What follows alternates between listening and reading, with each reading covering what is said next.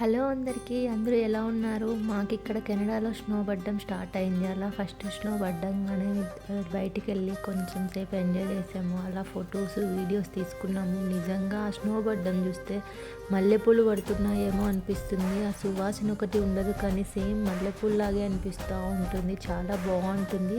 మీకు స్నో ఇష్టమో లేదో కామెంట్ చేయండి.